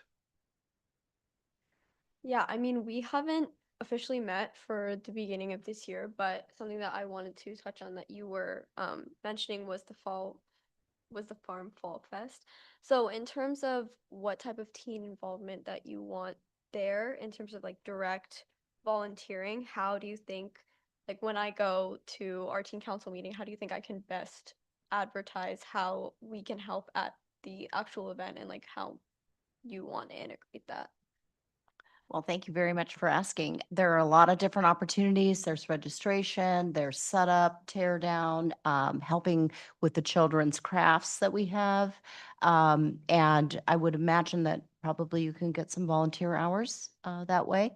We could probably work with the city on that and Jessica. Yeah. Okay. Jessica Reber can help us navigate that. But definitely, we have a sign up list on, I forget what they call it. What's it called, Jessica? You know, where they, yes, Sign Up Genius. Yeah. So there's a lot of different areas that we need help, and there's shifts. So it's not like it's all day, but it's really fun. Thank you. So I will bring that to the next meeting that we have. And yeah, we haven't officially started, so I will have more to update next time. Okay. Thank you for being here. Thank you. Commissioner Dorlick. Any? Oh, okay. We had the Arts Advisory Committee meeting on the 20th. And we had our annual visit from Venue Tech that managed theaters in the community. So everybody familiar with Venue Tech? Yes. Okay, so they only manage for municipalities, so they have a very specialized view. And they provide the staff for all the theaters and also do the negotiations. They have the tech people as well. And that's where we learned about Tower Power coming on the 19th of December. So that's that. And then Bree gave a presentation on the community center, the Art Center, and some of the progress we made. I think you guys have seen we have the Art Summit coming up next Tuesday, and one of the two stairway murals are done. I see it's done. So I saw it when it was in process, and that's very exciting. And then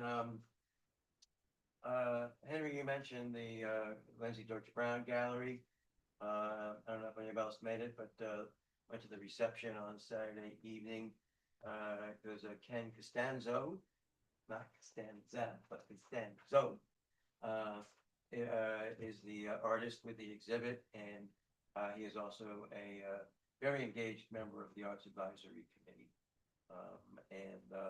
So go take a look at his art. It's a monochrome in motion. It is just phenomenal black and white photography, just really exceptional. That's cool. So the reception is great. A number of people came by on the Saturday afternoon. So that's always a great opportunity to meet the artist. And again, pay attention because, Garrett was someone who's actually involved in the Arts Advisory Committee, so that was nice.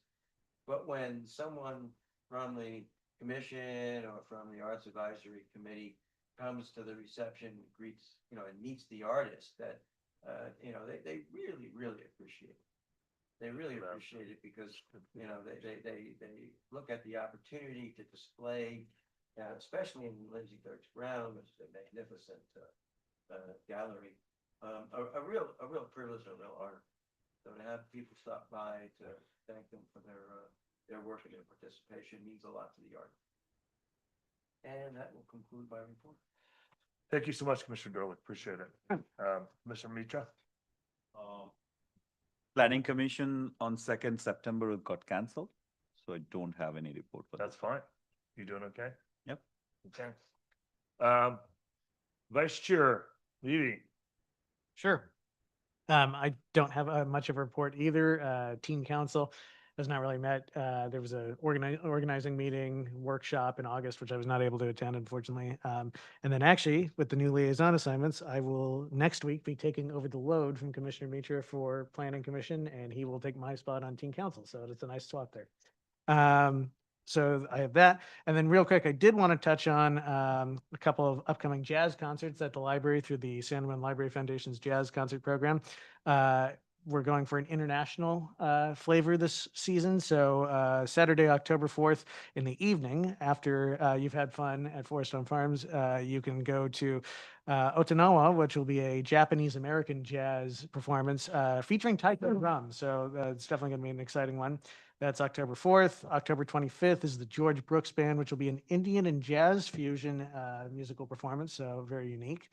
November 15th, Alan Harris will be performing. He is a poet, thespian performer, and a jazz musician, and he does all three during his act and works them together. So it's an experience like no other. And then closing out that series will be on Saturday, December 6th, the Chris King Blues Band. So tickets are all available at sanramonperformingarts.com. And that is what I have for that. Thank you so much, Vice Chair Levy. Commissioner Shetty? So my turn has not come yet to attend the council meeting, so I'll be attending the future council meeting and planning commission meeting. I was alternative, and anyway, I had that is cancelled. So no update from that side. As far as the community event is concerned, I got invited to one of the event couple of weeks back by Indo-American community. It was a huge event. Like the organizers claim that throughout the day over 10,000 people came. It was at the Bishop Ranch.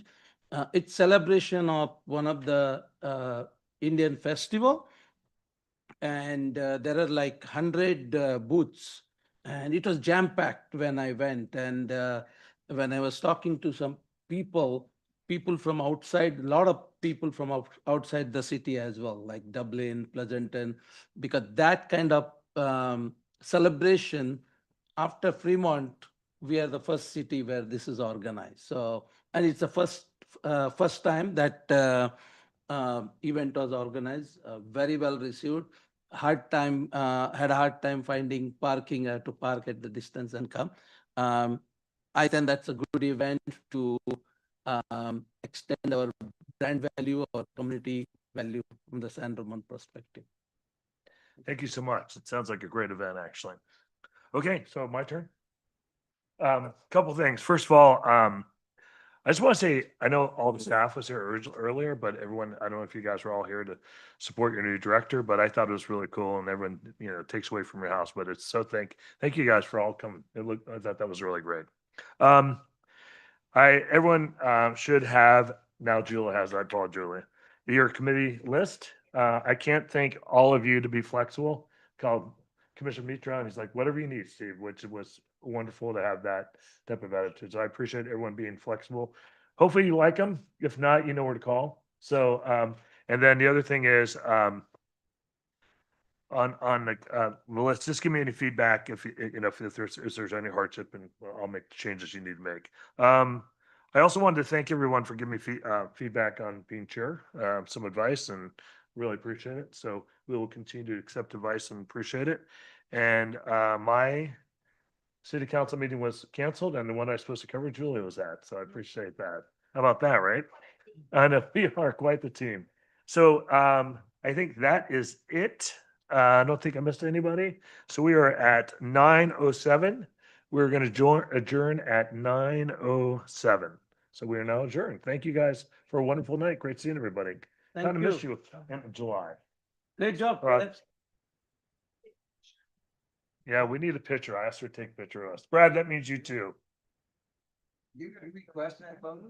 Yeah, of us. Oh, okay. Am I allowed not to get your picture? Brad, get in the picture. what?